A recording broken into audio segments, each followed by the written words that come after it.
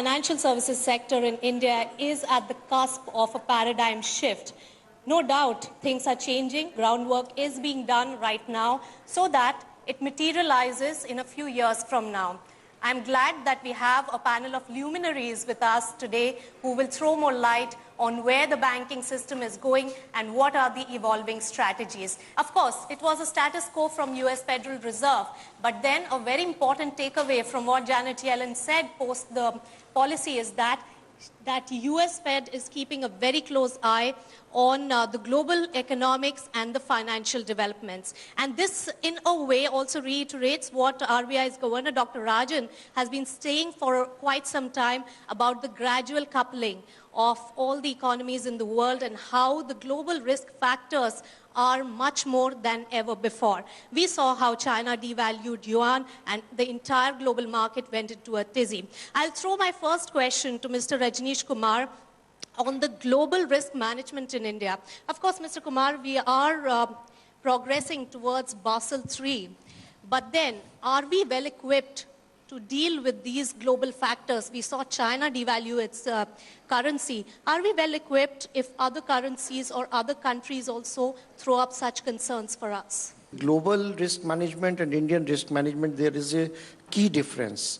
From 2008 till today, global banks, and you name anyone, whether it is Bank of America, JP Morgan, or any big names and they have cumulatively paid $235 billion in fines, which is equal to the GDP of Greece or Portugal. And what are the items they have paid fine? They have paid fines for mis-selling of insurances. They have paid fines for violation of KYC and AML guidelines. They have paid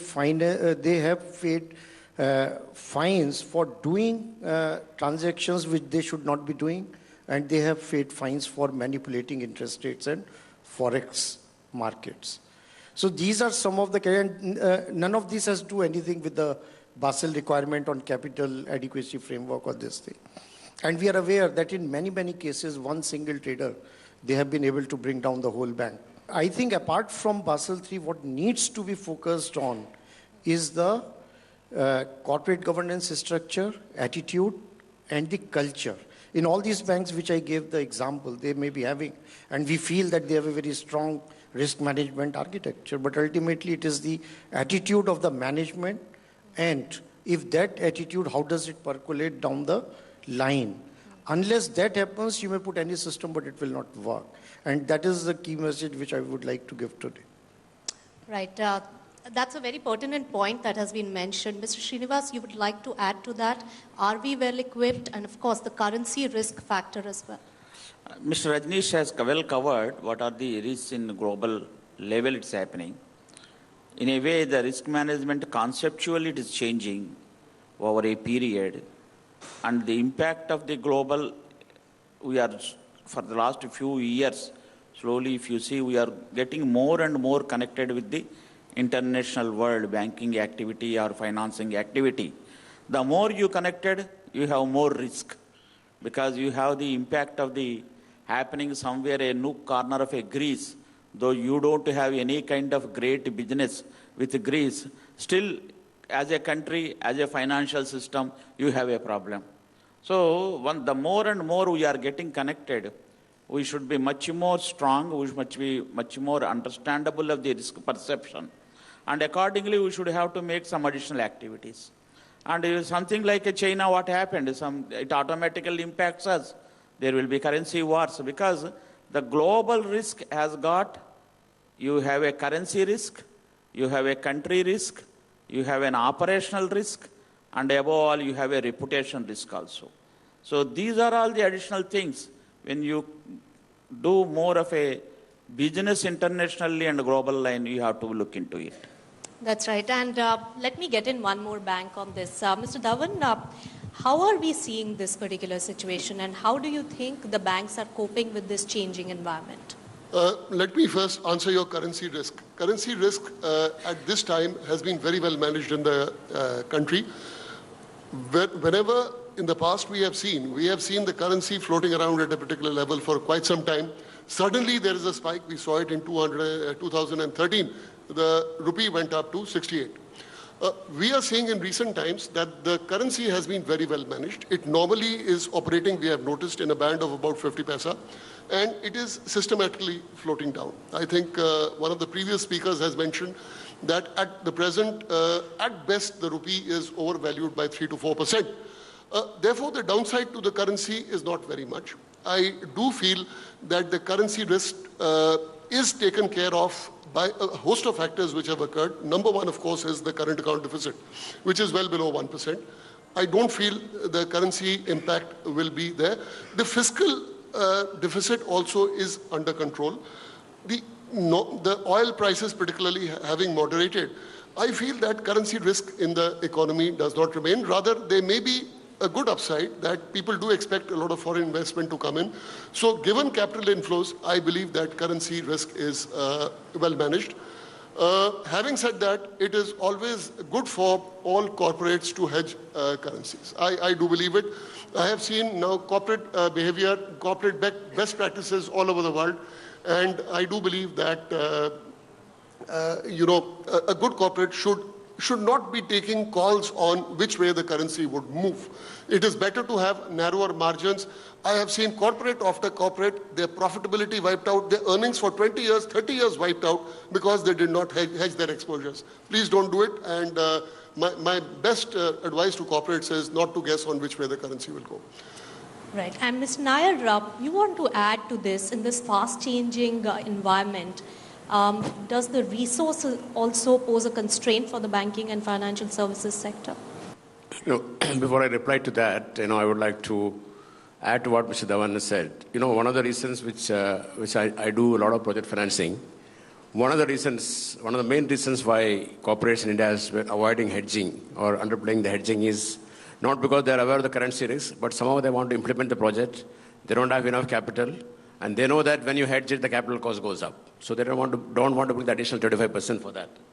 So deliberately they avoid this. I've seen this again and again, and then after 3-4 years, they come and say that there's a cost overrun, please finance us. Now, internationally, like Mr. Dhawan said, these are not allowed at all in project financing particularly. You don't get the loan unless you hedge it. The second question you asked me about the resources. I don't think resources is a major constraint as of now. If you look at the deposit percentage growth, for the first time in the last 3 years, the percentage growth of deposit has come down. This, as the economy develops, as India gets globalized and the global economy becomes, on par with other economies, definitely resource will be an issue because, if you look at any developed economy, all the savings don't come into the banking system. It goes into other sectors. There are far more sophisticated products will come. And if you look at many of the developed economies, they rely on wholesale deposit rather than retail deposits. But I think we are quite far from there. We have enough deposit. Right now, I think the problem is not enough credit offtake. I'd like to add to that. Sure. Look, every bank is running 4 to 6%. Some are running 8% of excess SLR. There's plenty of money. There is no shortage of money in the banking system. The problem is a good... so resources are not likely to be a problem for a long time to come. I don't think anybody should be worried about it. So let me come to the new kid on the block. Mr. Ghosh, what are the learnings that you're going to start off with as you start the Universal Bank? And also, how much role will the new technology and digital space have in this sphere? Thank you. So we started not yet crossed that 1 month. We have got the very good response from the customer level.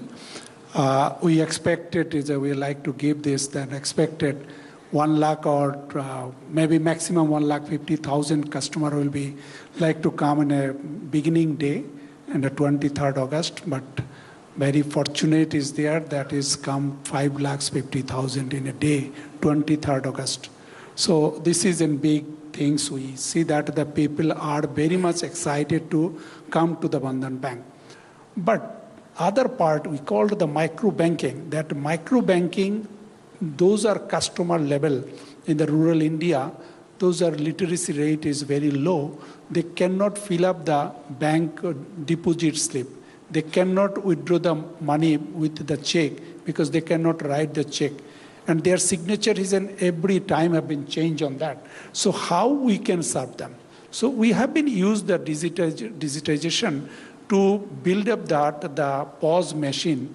That POS machine, we have been also distribute the RuPay card to them, and they use the RuPay card, and biometric is the authentication. Through the biometric, immediately their accounts have been opened, and they can be deposit the money and withdraw the money, and they can get the slip, and that slip will be treated as a authentication of the customer. So in this way, we are using this technology platform to serve these people without filling the deposit slip and check all that.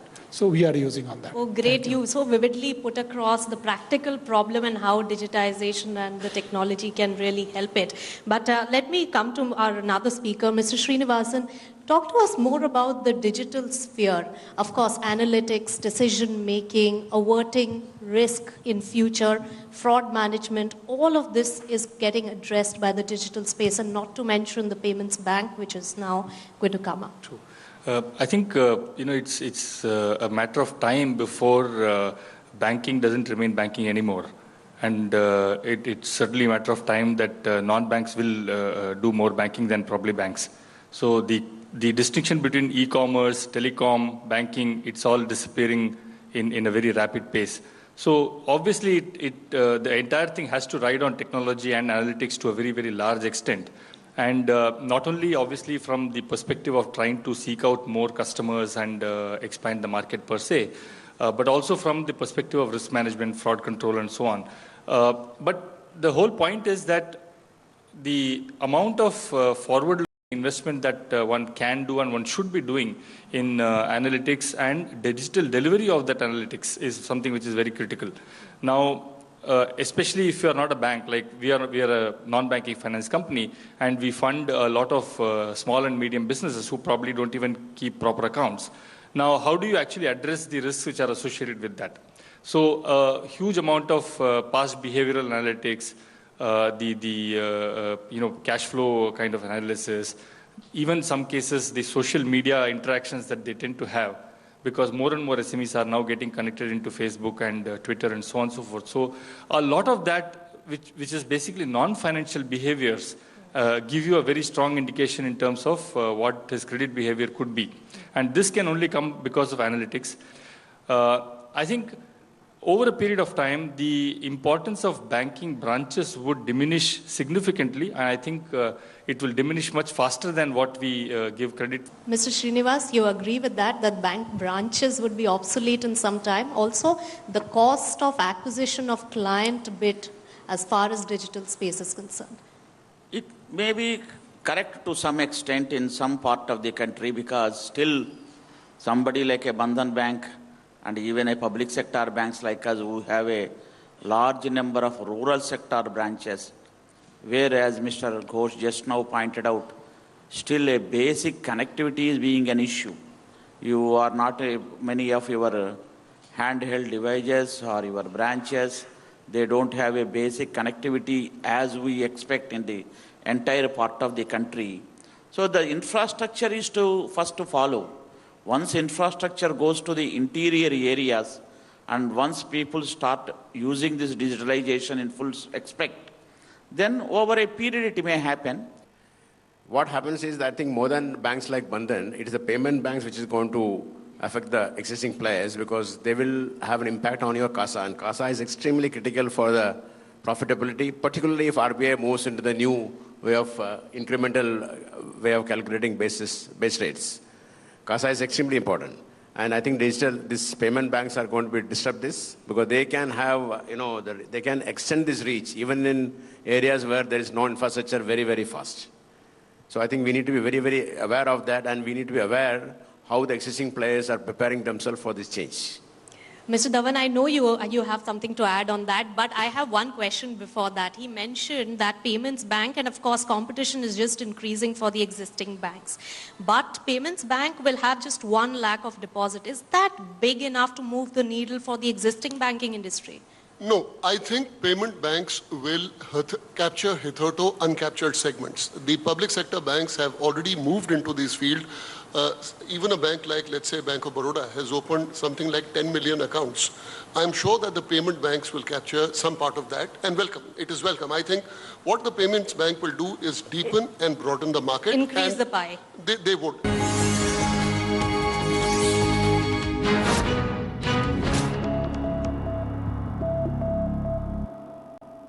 One part of digitization and new age technology is acquisition of customers, keeping the customers. A large part of that can be replicated over time by the entire banking system.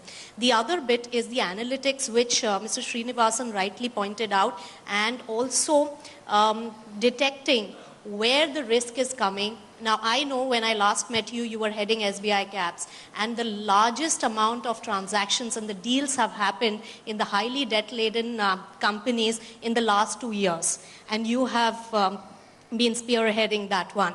So in your view, where have we gone wrong with such huge amount of NPAs trickling in? And can that be addressed by the new technology? Right. So now when it comes to the lending and using the models, what you have to realize is that when the loan value is less and the number of clients is large, there the models would work better. And you would have seen many banks are advertising that we can give decision in 1 minute, 2 minutes. So all that decision is flowing from use of data analytics. And for State Bank of India, we are sitting on the largest database, and we are working in a very focused manner on developing our models, risk models, but that would be more on the personal loans, smaller loans, car loans, agriculture, SME. But when it comes to the corporate lending, there are risk models which we use, but as the loan size increases, the judgmental factors, human factors, they become more and more prominent. So you can't use the same model there. So in mass banking, yes, data analytics and risk modeling will play a greater role. As far as corporate banking is concerned, I don't think so that the risk models can be that much relevant. Now, coming to your question on NPA, where did the banks go wrong? If you look at the history of NPAs, particularly public sector banks, as comes out in media, are always at the receiving end as if the bankers don't know their job. So, but I don't think that's the... No banking discussion is complete without the NPA discussion. We had in public sector banking system in 2001, NPAs as high as 13%, right? Then there was a period from 2004 to 2010 where the NPAs went down to 2%, and believe me, it is the same people. It is not that we are just going to competition, let them come in and just take away my customers. I have spent a lot of money in investing technology. I have spent a lot of money in acquiring those customers. So it's not going to be so easy. Let me warn all the... But Mr. Kumar, telecom players were also as comfortable as you are till mobile number portability happened. But I'm just saying that competition we should not be in false comfort. That's what I'm saying. We should not live in false comfort, but we are aware of the customer, and there's a strategy to meet the competition head on. That's all what I'm saying. But I choose to pick one point that you mentioned, the infrastructure funding side. And Mr. Nair, you're the best person on this panel to talk more about this. Infrastructure funding, the NPA situation, and where it is headed. I think all of us know where it is headed. I mean, what is the situation now? I won't be able to say where it is headed, but that depends on what measures we take. I don't think in a country like India, where you need to spend about, what government itself says, $1 trillion, if you look at 50% has to come from, or 75% of this has to come from debt, that is $750 billion. That is about, 45, 50 lakh crores, whereas the entire infrastructure financing in our country so far is about 10 lakh crores. So we are supposed to do in next 10 years 4-5 times what we have done in the last 70 years, which is not possible. So obviously outside money has to come, alternate source of money has to come. And I don't think it is the banks, commercial banks' jobs to finance infrastructure. So we need to find ways of moving this financing out of the commercial banks into alternate institutions, alternate means of finance, bonds, overseas investments, separate DFI or DFI-like structures. We need to examine the ways how to do it. Because, banks' ability to fund this is going to be limited for various reasons. Indian banks are relatively small. They are not growing big enough. Their sector caps are smaller. They are already reaching sector caps in many cases.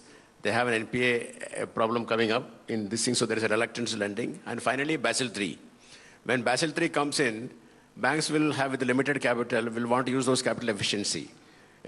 Why should they lend to projects? They obviously will be reluctant to lend to projects which are no rating. And rating will come only when after the COD happens. So first 4 or 5 years, there will be no rating for this company. So banks will find it very difficult. So banks will naturally step back. So we have to seriously think where this money is going to come from.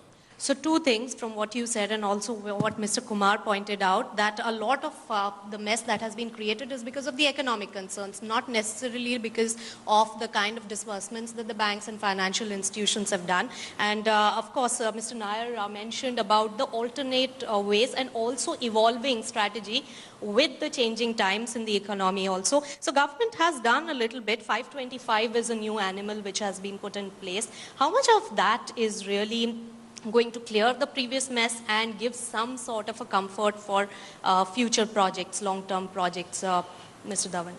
Look, I'll answer your question immediately. And I'll go back to the last one. I have a view on that. First of all, a lot of the projects that were being financed, the asset was maybe 25 years, 30 years in use. When you set up a power project, it lasts for very many years. Whereas the horizon in which the banks were giving loans were 10 years or 12 years. And if at the initial stages there was some delay. So many veterans from the banking sector, I cannot not talk about the RBI's policy coming up and how important is going to be a rate cut at this point, Mr. Dhawan?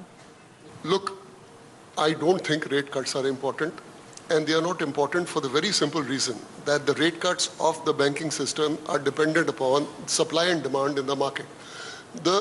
We treat the rate cuts or the rate hikes by the Reserve Bank as a signal, and to give you a feel of that, throughout 2013, when the Reserve Bank of India was raising rates, the banking system never raised rates. At least Bank of Baroda never raised any rates. They are contingent upon market factors. Market factors at the moment do favor reduction of rates, and as you have seen, banks are decreasing rates steadily. Throughout 2015, banks have, and I believe that this process will grow forward. This process will grow forward because inflation is coming down. The rate of deposit increase is reasonably robust, whereas there is no offtake of credit. In the absence of an offtake in credit, rates will come down. There is no doubt in my mind about it. As far as the Reserve Bank is concerned, I believe that the time is ripe for a rate cut. And finally, Mr. Srinivas, which are the factors you're watching out for to analyze the banking growth going forward? Credit growth, various other things, interest rate cut, the overall economy. So just throw more light on that and then we'll end the session. See, banking credit growth more depends upon the economy. The economy starts picking up, automatically credit growth will pick it up. There is no issue on that. And once economy picks it up, your NPA problem also slowly gets tapered off. Maybe initially the slippages will come down. And all these NPAs have happened over a period because of the poor cash flows of the units. The cash flows they are not able to get only because of the economy, either because of their exports not picking up or the demand not being picking up. So ultimately the problem for the banking issues are more and more of a picking of economy, fast decision making to happen in the system so that things can move on well. I think it has been a very exhaustive discussion. Thanks so much to the panelists and thanks so much for all of you for being patiently here. Thank you so much.